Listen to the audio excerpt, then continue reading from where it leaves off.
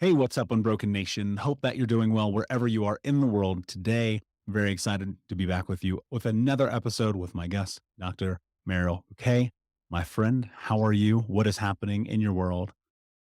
I'm doing great. Thank you for asking. I am planning on what the slow season is going to look like. Planning a little slow down and taking some moments to be mindful in a more extended way, which I'm really looking forward to. How are Yeah, you? I love that. I'm doing well. Just back from the 5 a.m. flight out of New York City to Denver. Spent time with my mentor yesterday, and so a little sleep deprived, but super excited. I'm trying to change my state and my energy to make sure that we have a phenomenal conversation. So I connected with you through your team after seeing you speak at Lewis Howell's event, Summit of Greatness, a few months back. I had taken my little brother as he has stepped deeper into his personal development journey. It's a great honor for me to be able to share the people that I love, not only with him, but especially with the Unbroken Nation audience here. And you and I talk about very much the same things. And trauma now more than ever is a conversation that's at the forefront, really, in a lot of ways, in terms of behavior, in terms of somatic experiences, in terms of just our day to day human essence. Mhm. And I'm curious, and I haven't heard anyone ask you this, so I want to ask you, like, how did this become your route? And why is it so important to you now, probably more than ever, that we start to have a deeper conversation about what healing trauma actually is?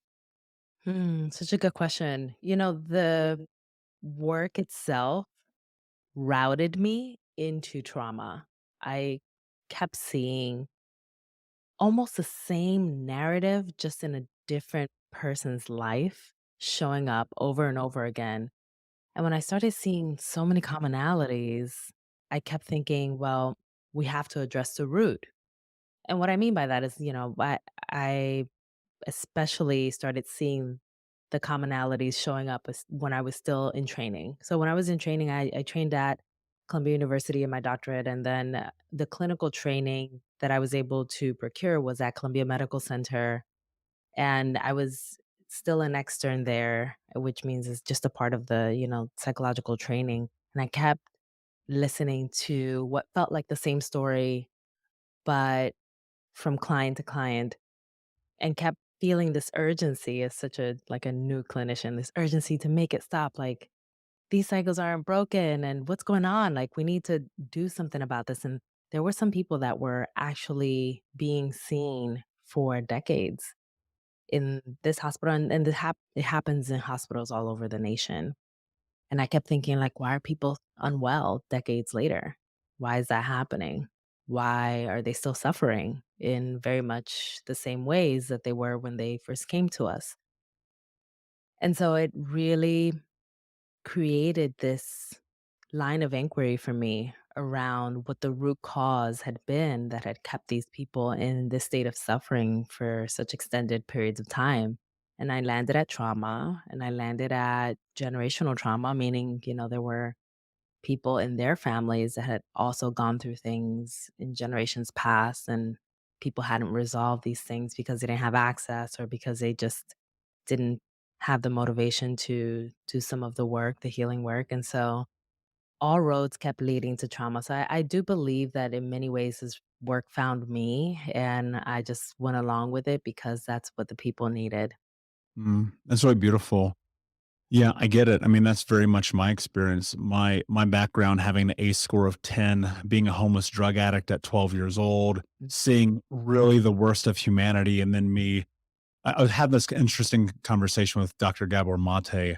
We're talking about disease and depression and stuffing it down. And that's what I did for a very long time, which so many people do. It's almost normative, right? That Yeah. escape, that dissociation, until eventually it like rose up and it was like, hey, dude, pay attention.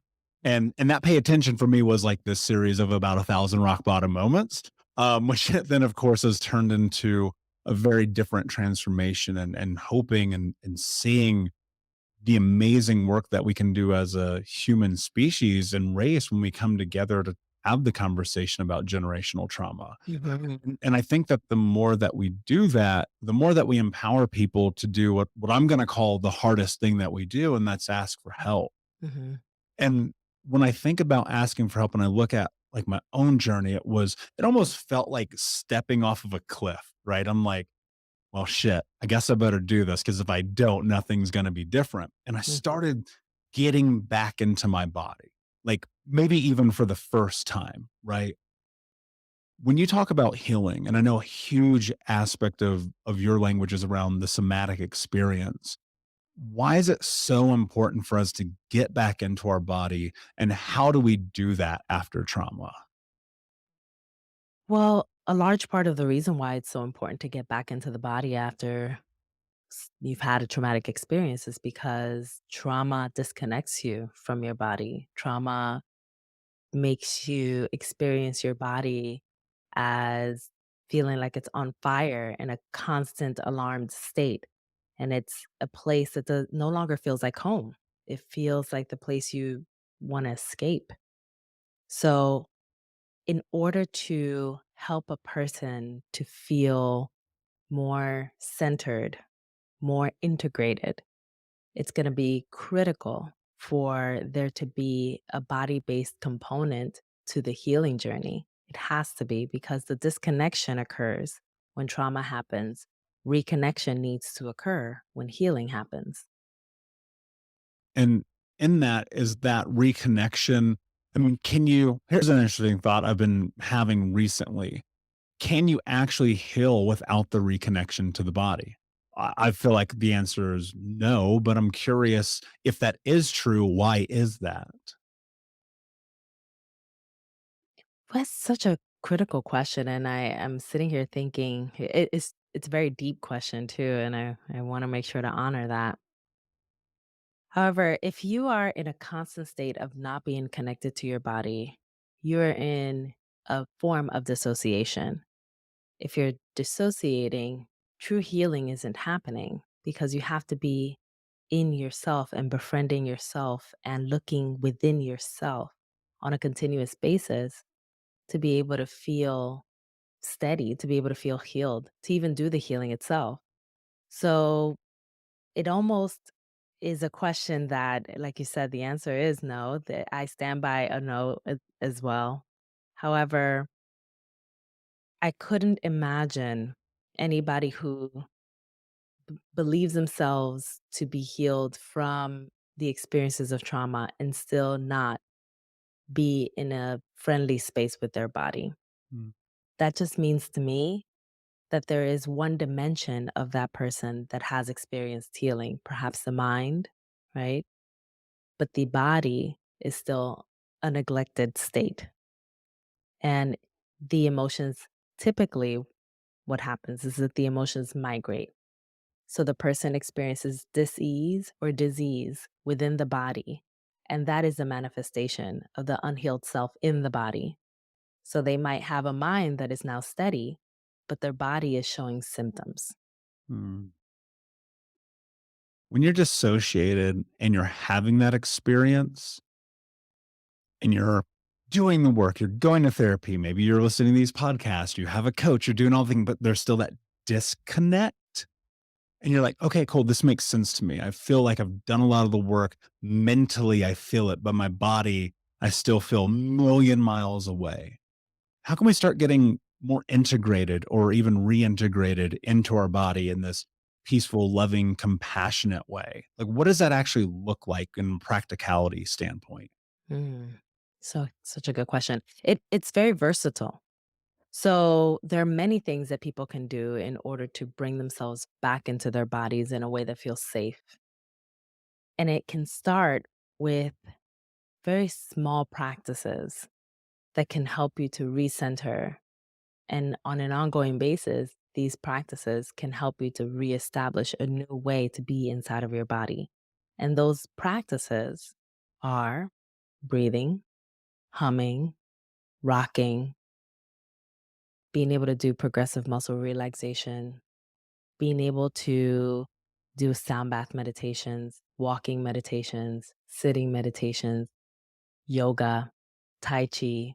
There are so many different variations and that a person can lean to, right? Depending on what their preferences might be, that are body-based practices that offer the body the release that it needs and desires in order for it to feel more steady.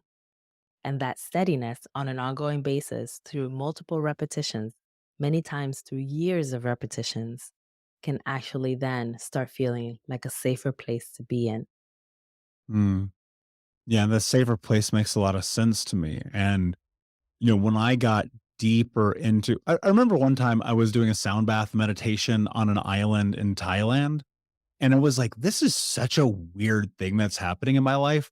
But I'd made this decision to myself when I was 26. I said, no matter what, I'm going to figure this out. I don't care what links of the earth I have to go to, the amount of money I have to invest. I'm ending generational trauma.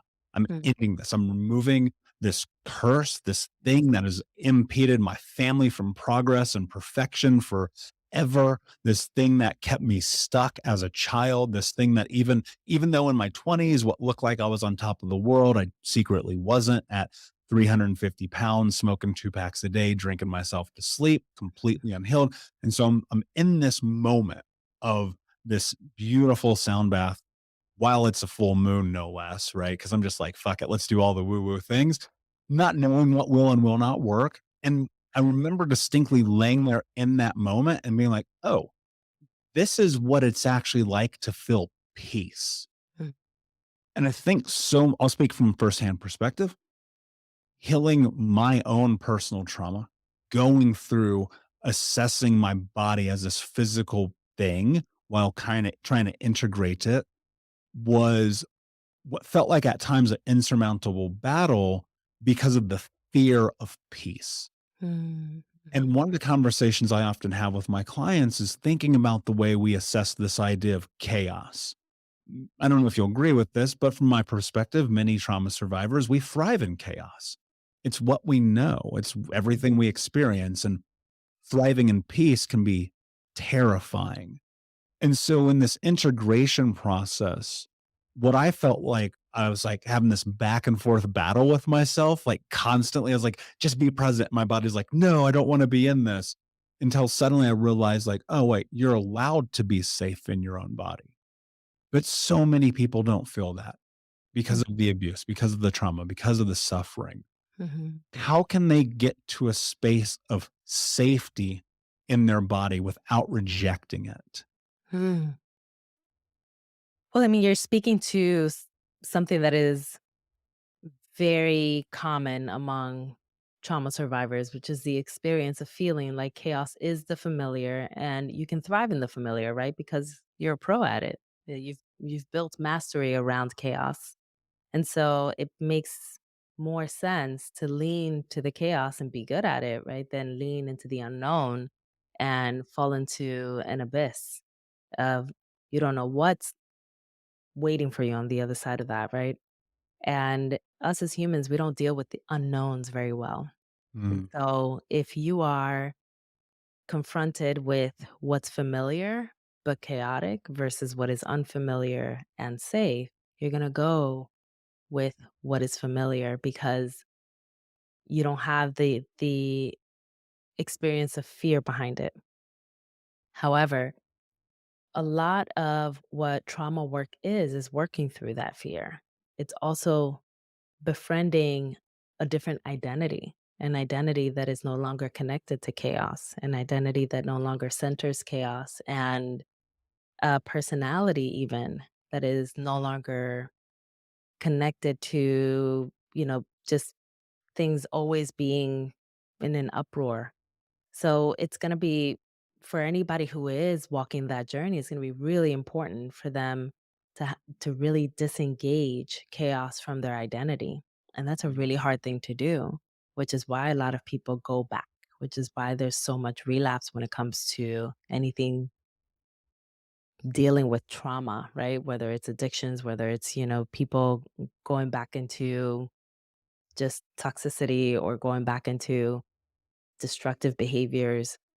Any of that is gonna be more of what people tend to do whenever they're confronted with this insurmountable fear and they don't know what to do with that when they don't have the actual practices of what to do with that. Typically, what I tend to do with folks whenever I'm working with them from a trauma lens is that I start working with the body and I start working with different practices that they can initiate in their day to day lives to actually engage in just a little bit of safety Mm. and then debrief as to how they experience that sense of safety or peace. Or even sometimes it's not even as much as safety and peace, because those are, quite frankly, those are extremes for trauma survivors. Like some people don't experience that right away. What they may experience is neutrality, nothing, right?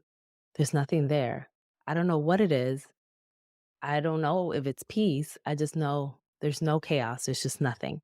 And even that is something that we can work to process so that they can then start familiarizing themselves with the nothing and start applying value to nothing, to there being nothing, right? Um, and so, for me, within a holistic lens, it's always a two-step process. It's about inviting in some element of what can feel different and perhaps more regulating, and then processing how it has been for a person to experience that regulatory, relaxation, neutrality-based experience, and then take it from there. When somebody's in this space and they're contemplating, 'cause I think about contemplation a lot, right? Can we just at least plant the seed first, right? What you said, just the little small fractions and pigments of peace. Like, can you just see possibility? What I've tend to notice in my own self early on in the journey, we're talking 10, 12 years ago, it was like I would look at this version of possibility over here of the person that I could be versus the person that I was.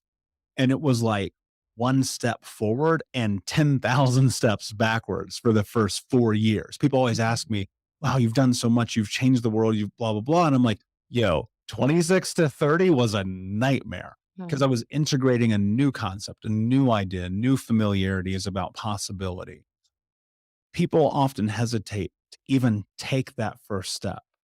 Terror is the word I would use because, like, I remember to have these moments, like just like laying in bed trapped in this idea, like, it is not my fault of the things that happen, but, like, it is my fault that my life is a disaster in this given moment because of the decisions I was making based on all the lack of information and education I had, right?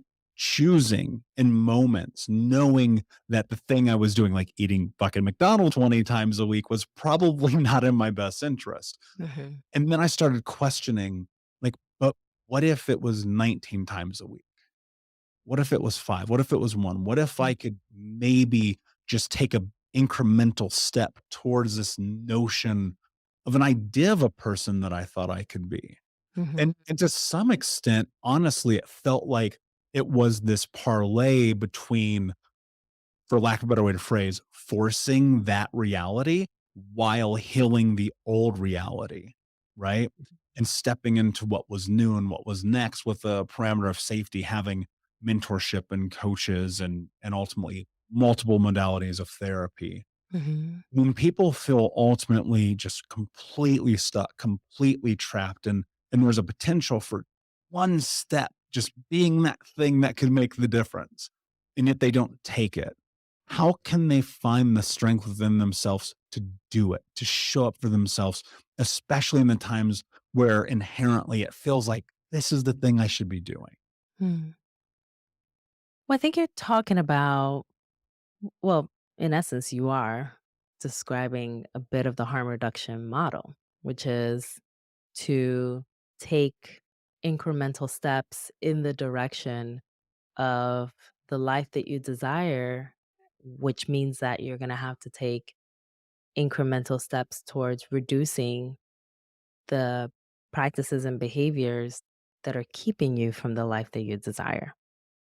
And so that means that if you understand that there is a life that you've envisioned, that you wish for yourself, and there is one small thing that you can do, try doing that. And I think the thing that we miss out on is checking in. checking back in. So taking then a step back and saying, how was that for me? What happened in that moment when I decided to only eat those 19 meals rather than 20 McDonald's meals? What does that mean for me?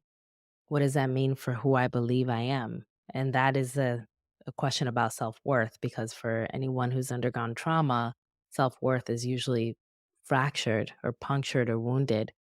And people feel like a lessened version of themselves.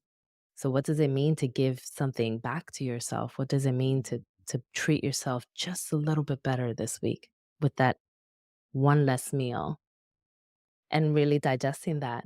That is enough, because that is already a lot to have to take in, a lot to have to process, a lot to have to step back and contemplate on. And I think that typically what people want to do is that they want immediate results. So they make these big jumps and big leaps and they do all these fancy things to try and find the healing, and they have like five different coaches that help with five different things to help them become this way better person. And it's beautiful that people are, might be motivated to really do the work.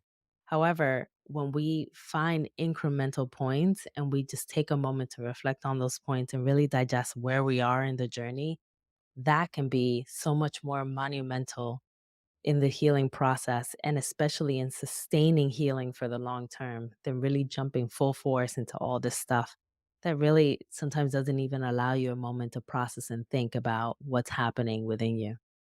Yeah, I mean, I'll speak from firsthand experience and go, "Yep." Mhm. I had so many times, especially in the beginning of this, part of it was, and I think a lot of people run into this, I was like, "Oh, I've identified that I have trauma," right? It's really hard for me to miss, but I'd stuffed it so down, I was like, "Nah, I'm fine. Nah, I'm fine." The house that's burning and the cat's outside, it says I'm fine. That was my whole 20s.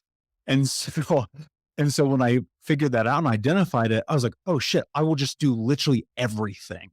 Mhm. And so that's what I did, and I attacked it in that manner, and I realized about a year and a half into it, going at that speed, I was like, "There's no space for integration of any of this." I didn't have that word then, but it was like, I'm not really doing anything with all this shit I'm learning. And so I was Mhm. like, "Okay, let me pause, take a step back, slow it down."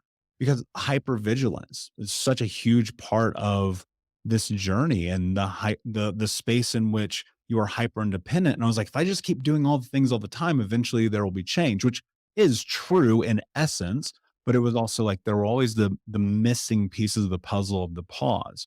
And when I got deeper into doing movement with my physical body, especially yoga, that's where I felt like all the information was like starting to reap its benefit, because I'd Mhm. be on this mat just in the silence of the breath, hot yoga especially, just dripping in sweat and being like, "Oh, I'm Mhm. alive.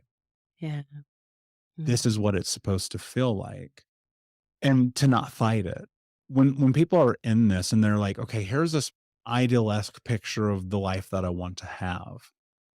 How do they cross that chasm of the fear of actually becoming that person? Because it's one thing, I think, to take those incremental steps, to give the space for integration, but then still have that narrative that has been effectively enmeshed and groomed into you. Not enough. You don't matter. You'll never be successful. Like all of that negative self talk that still kind of permeates and sits there. And then you're faced with this really kind of yes or no. Like, am I going to go into my life or am I not on my terms? And so, how do you face the fear of actually being that person you believe that you can be when you've had these traumatic experiences that really kind of tell you otherwise? We'll be right back to today's show, but first I need to ask you a question. Are you feeling stuck? Are you feeling like you don't have the support to go to the next level in your healing journey? Are you feeling like you wish you had a little bit more support from not only myself, but the Unbroken Nation? Well, my friend, I want to invite you to come and join our live weekly coaching sessions in Think Unbroken. All you have to do is go to Keys, Keys, keys.thinkunbroken.com to sign up and join us today with 100% money back, no questions asked, guaranteed, and no contract or commitment. Every week, for the next year, you can come and be a part of our live coaching sessions each Monday as we dive deep into not only answering your questions, but questions from the Unbroken Nation, and help you take all of the information that you learn in the podcast, in the courses, and other areas of this journey, bring them into your life and use it in a way that is practical, life-changing, and transformative. So my friend, join us at keys.thinkunbroken.com, and we will see you this Monday. We have to confront that voice, and you have to confront the originator of that voice. More often than not, that voice is just a replica of somebody who's told you those things. And those statements have become internalized and they've become a part of you. They're now the narrative that you live by and abide by, but it wasn't, that message didn't come from you. A baby isn't born into this world telling itself you're not enough. A baby grows into a child that hears that message either explicitly or hears it by way of how people are treating them and learns it by way of how people are treating them, especially parents, and then internalizes that not enoughness, and that becomes the internal narrative, that inner critic. So, in many ways, the person now adult with that inner narrative has to not only contest the language that the inner critic is using, but also has to contest where it came from. Somebody told you in some way or another that you weren't enough. Who told you that? Were they right in saying that about you? Can you speak to that person or to that voice now and tell them what you desire to tell them about what they made you believe about yourself? And it starts there, which is why work around trauma always has to include some work around that inner narrative, the inner critic, and all of the voices that have been now internalized that keep a person feeling so low. Sometimes people feel like they deserve their trauma because they feel so low about themselves. Sometimes they feel like they don't deserve any better, which is where self sabotage comes into play, and people start seeing good things happening in their lives and they start sabotaging it because they don't believe that they deserve those good things to happen. Now, so many things happen as a result of that inner critic and that inner narrative. So, a large part of what needs to happen is contesting the inner critic and contesting, even if you can't speak to the person themselves, but contesting them by imagining them saying that to you yet again and contesting them in your mind or in therapy even. When you say that, the words that come to mind for me are stand up for yourself, Mm, mhm, right? Show up for yourself. Be willing to stand fast in your truth. And to some extent, let go. Like, mm, just let go of that. It's not yours to carry. Like, I think about this all the time when I'm coaching my clients and like I feel stuck. I'm like, if I gave you a backpack of bricks, you know, to take it everywhere with you, like how long are you going to carry this? mm, And mhm. so much of that are the false narratives that we have Yeah. about our enoughness. Like, yo, you want to carry this heavy ass bag with you everywhere you go, or do you want to sit it down? Mhm, And that fear of sitting it down means that you have to step into a new identity. And I think a big part of stepping into that new identity has to be done when you are in control of your nervous system. But I think that because we're so dissociated, because we're constantly in that sympathetic nervous system, because really, I mean, between the phones and social media and all of the chaos of the world we live in right now, I feel like getting regulated is incredibly difficult. And so it's like, how do you parlay becoming regulated, stepping into a new identity, facing the fear, doing the work, healing all of these things, and doing it in this small incremental way that creates and promotes growth? And you talk about this idea about training and controlling your nervous system. mhm, How do you do that in today? Like in the chaos of the world, even though we're trying to move away from chaos, you can't. It's here. It's like everywhere every time you open your eyes. So how do you start to control your emotions, your nervous system, your physical body when you're always in a space to be heightened? It in part is about even transitioning the language that we use around emotions. So we're not, in essence, controlling them. What we're doing is that we're getting to know them better. We are being curious and inquisitive about our emotions and what they're trying to tell us. Because when we're trying to control them, what typically tends to happen is that we instead start suppressing them. So when we get curious about what our emotions are trying to tell us, that's when we start understanding ourselves better. That's the self-knowledge that comes up. Oh, this is I feel this way. I feel like I'm worried about, the possibility that my mother could, her diabetes could get worse, right? That's why I respond this way to whenever she eats something, and I get really frazzled, and then I yell, and I'm worried. I'm so deeply worried. I don't want to lose her, right? That's what's happening in the background. And so instead of telling yourself, stop being so anxious, don't worry so much. What can you do to stop being so worried? Take this, or do this, whether it's an actual practice or medication or whatever it is, those things typically are band-aids. What we need to instead start doing is start understanding, like, what's behind the worry, why the anxiety, what's it telling you, what's there, what's the message, what's the fear. Naming it. It's naming it, it's getting to know it, it's getting really curious about it, it's going into the layers of it. It's all of those things. Now, granted, of course, like, we can do things right now to actually, help the nervous system to regulate itself with more frequency. And if you know my work, you know that I'm all about that. And I constantly help people to do that through day to day accessible practices that can be done and, you know, can be really helpful, genuinely helpful. And we need to do these, like breathing and rocking and all kinds of things that can be so regulatory to our nervous system and can help us manage the ways that we carry emotions in a way that can help instill pride in us rather than make us feel shame. So I'm all about that. However, I'm also about curiosity when it comes to our emotions, which is probably why I'm a psychologist, because I mean, I am very curious about emotions and I want people to be curious about them as well. I'm very curious about them also, and that's why I've been so studious in my own personal journey over the years. I mean, I've literally put myself into continuing education courses with PhDs as a civilian, right? Because I'm like, I want to learn this, but I hate math, so I don't want to go to college. Yeah. So, and so, the thing that I've dove deep into over the years is being able to, first and foremost, for myself, like, how do you name this without bringing with it shame and guilt and judgment? And then instead just being like, yo, I'm a human having this thing called a human experience. And it's okay to be pissed off and happy in the same second, and to let go of all of these preconceived notions of this ideal of who you should be, and instead Mhm. just simply being who you are. And I think so many people get stuck in, and I was here too, right? Like, if I wasn't angry, pissed off Michael, then I'm just like dissociated, gone, ghost, introvert, because I'm a massive introvert version of me, right?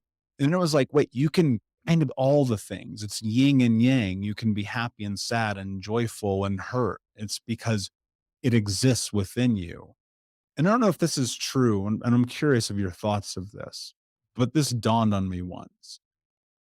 I thought to myself, in a moment of anger, right? Really, probably one of the first times I actually understood anger after a session of men's therapy 7, 8 years ago. Like, I really got deep into it. Someone said, "You don't know how to be angry." And they're like, "Yeah, I do. I'll punch a hole in this wall right now." And they go, "No, no, no, no. You don't know how to be angry." Mm, And I thought to myself, interesting. I also don't know how to be happy. mm, I don't know how to be sad. And I don't know how to be joyful. And what dawned on me this one particular evening in my journal, deep into like this dump, I was like, oh, can you feel any emotions if you can't feel all emotion? mm. So I'm curious if you think that's true. It may not be. I have no idea. It's just a thought I had. There's so many depths to your mind.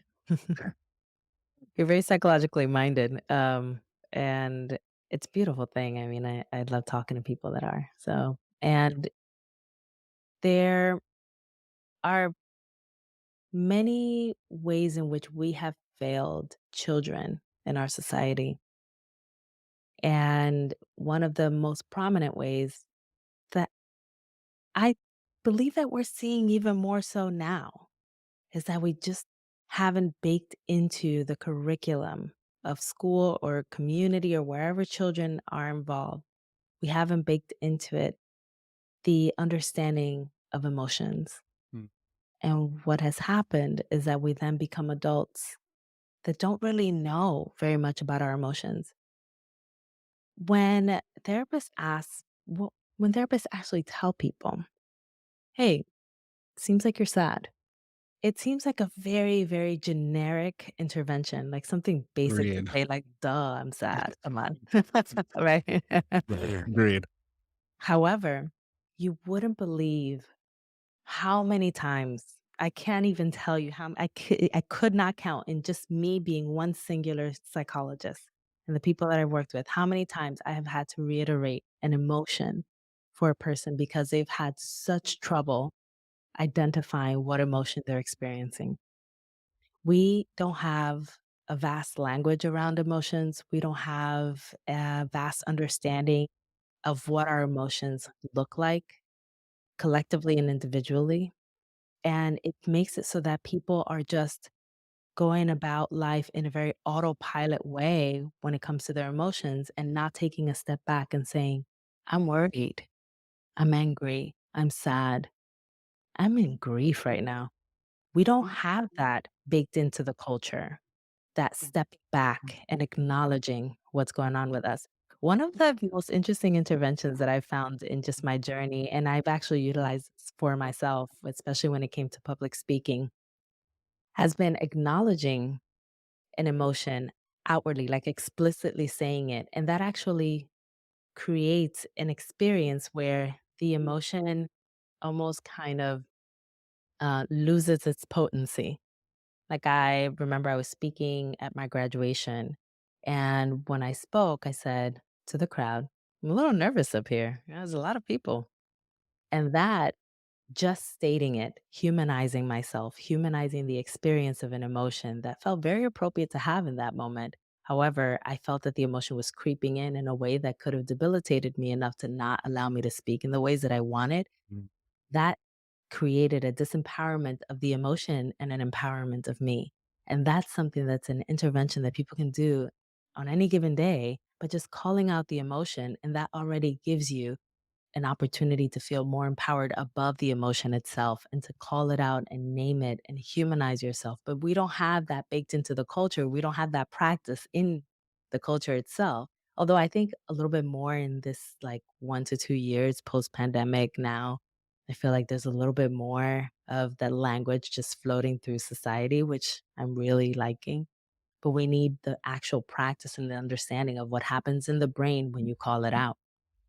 Yeah, I agree. And I think one of the things too is to empower people to understand the truth that there are no wrong emotions. Mhm, mhm, mm. You know, people get so caught up in it. They're like, I feel so bad because I'm nervous. I'm like, yo, me too. It's Yeah. fine. Yeah. So what you're doing in that moment is that you're helping them to not internalize shame around their own emotion, which is yet again another thing that when we don't have enough conversations, especially with children, around the fact that their emotions are simply ways that they feel because they are human and they are responses to circumstances and situations and they're messengers. When we don't have those conversations, children start internalizing the emotion as I must be bad. Oh, and then they start being apologetic about their emotions. And then they grow up to be adults that say the word sorry a lot. Mm. I had a conversation with someone very close to me recently. I was like, if you tell me sorry one more time, I'm going to freak out on you because it was like everything. I was like, you don't have to apologize for being you. Hmm. And I think that is like, to me, I think people ask me all the time on podcasts, they're like, what does it mean for you to be healed? And I'm like, it's when you are you unapologetically because you choose to be. And that's the thing, going back to this notion, this truth, foundationally, probably one of the, if not the most fundamental truths about what I would call trauma in society is that children are taught to move away from their emotion. Hmm. especially if you grew up in a traumatic household. You cry, I'll give you something to cry about, right? Exactly. My household, that experience parlayed with, of course, being a boy in the 80s playing sports. We don't even have time to get into that shit. And then like all of the things compounded by media and technology and movie and films and everything that tell you you should be happy all the time. And then every single time a commercial comes on, it's like, take this drug so your life doesn't suck. And it's like, wait a second, hold on, maybe it's okay to be depressed in moments or anxious in moments and sad in moments and all of these other things. How do let's stay on adults here for a second because I think this will be really helpful for some people. If they've come from the background of lack, which let's call it probably most people in terms of emotion, and now here they are adults, whatever that means for them, wherever they are in their life, and they're listening to this and they're like, yeah, man, my mom told me not to cry and to woman up or to man up or to be the big boy or like whatever it is. And I've been removed from my emotions for so long. Today, how do I reconcile that relationship with myself around emotions? Hmm. You show up for yourself, and you show up for yourself differently than your parents show up for you when you were a kid. It's a part of the journey of what they now call reparenting, right? Which, in essence, has a couple different names internally in psychology, but more colloquially, reparenting means that you look into yourself, into your childhood, into where there was lack. You identify the ways that you could do, in essence, the exact opposite, and you give yourself that. And it is a very powerful technique. And part of the reason why is because that part of you is still waiting, it's still there, yearning to be seen, to be acknowledged, and to be loved differently. And when we're able to offer ourselves that, we can find some reconciliation, we can find some healing of those parts that were left wounded from the past. So it's a lot of that. And I wouldn't offer specifics because it's so individual. Mhm. It's anybody, people have such different kinds of wounds when it comes to what they experienced growing up that was left as a lack. So, my, I guess, recommendation, if you may, or what I would want a person to do for themselves in the reparenting journey would be for them to just sit with themselves and just reflect and think, what do I need right now? What did I need then? And then literally go ahead and do that. It's simple, but incredibly powerful. Where is the balance in that? And what I mean by that is where where is the space in which you go, I am actually giving myself what I need versus maybe course correcting obtusely in which you're like only always giving yourself what you think you need, Mm. if that even I exists. Well, it's a question I haven't been asked, so I am thinking about it. I'm like, "Huh, that's interesting." You know, more often than not, there the wound has been left there for so many decades, and there's such a lack that has been just waiting that more often than not, people aren't giving themselves enough. So it's a little bit less of what of the questions that I'm used to, right? Because typically people give themselves less of what they need, not too much of it. And quite frankly, it if a person is overindulging in the reparenting process, I guess one might say, really, eventually they're gonna feel like, okay, I'm settled. I feel fine. And hopefully what they'll do thereafter is just transition into living their life in the present. That's the hope, right? It's that don't always reparent and don't always live in the past or trying to recoup whatever was left there or wasn't, wasn't given. The hope is that you will instead transition into a mindful, present experience where you can live in your joy because the wounds that were left have been already reconciled and you can feel as though your life can move forward. So that's the hope. So if someone is overindulging, it would actually, in my own curious mind as a psychologist, make me really curious about what we're missing. If Mm. there's an overindulgence in the healing, if you've got like the 10 coaches and you're doing like so many things and you're reparenting like every second of the day, I'm gonna start leaning in the direction of what are we numbing? Mm. What is it that, we're not really attending to here? Because I'm curious now. And so that's where my head would be heading. But I would also want to transition a person in the direction of just finally living in their present and really enjoying the life that they have left. Yeah. Yeah, I agree with that, and I have found myself with my clients and even myself being like, "Guess what? You don't get to do coaching this week. You need to just exist." Mm, And that can be so terrifying because that's the space in which you're like, "Wait a second, I'm gonna put my toes in the water. Wait, this thing is life? Okay, am I safe? Yes, I'm safe. The environment's supporting me? Okay, cool. No one's trying to attack me right now? Yes, okay. Oh, shit, I'm alive." And I find that to be this really beautiful and powerful space. Yeah, I agree with you. I've never asked anybody that question. It just came to mind. And I would have to say, yes, I totally agree. My friend, it's been an amazing conversation. Before I ask you my last question, can you mhm. please tell everyone where they can find you? Yes, absolutely. The best place to find me is on my website is drmarielbuqué.com, and there you can find everything that I'm up to. And you have an amazing thing that you do on Instagram and other social media platforms with tea. If you can tell people about that. Yeah, absolutely. I invite people to tea and therapy across the platforms that I'm a part of, YouTube, sometimes Pinterest, Instagram, TikTok.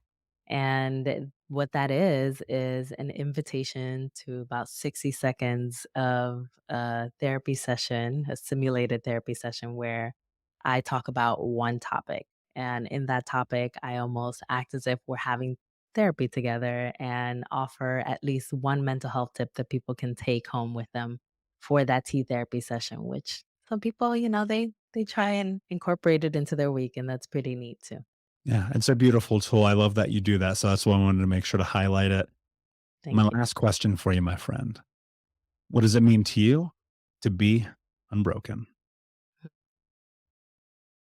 To be unbroken means to be willing to allow yourself to be with some compassion for when you fall back into old patterns, allowing yourself to be human in that way and really giving yourself some gentle space to be in whatever form you can show up in today. Love it. Mhm. Brilliantly said. Thank you so much for being here. Unbroken Nation, thank you so much for listening. Please like, subscribe, comment, share, tell a friend. And until next time, my friends, be unbroken. I'll see you. Hey, Unbroken Nation, we'll be right back to the show, but I wanted to let you know that you can grab a copy of my first book, Think Unbroken: Understanding and Overcoming Childhood Trauma, for free. If you go to book.thinkunbroken.com, you can download the PDF ebook version of the book and get everything that I know about the baseline of healing trauma for free, downloaded to your email right now. Just go to book.thinkunbroken.com to download your copy of Think Unbroken: Understanding and Overcoming Childhood Trauma for a PDF for your phone. Again, that is book.thinkunbroken.com. Thank you so much for listening to Think Unbroken. Please share this episode with someone who could use it and help us move forward in our mission of ending generational trauma in our lifetime. And if you would, please take 5 seconds to pop on iTunes or Spotify, hit that 5-star, leave a review, and you can also reach out to us on social at Michael Unbroken or at Think Unbroken. And of course, you can check out our YouTube channel at Think Unbroken. Thank you for being a part of Unbroken Nation, my friends, and until next time, be unbroken.